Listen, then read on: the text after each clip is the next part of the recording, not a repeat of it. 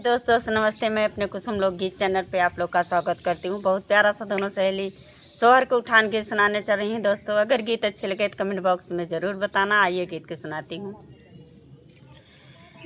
अरे सासू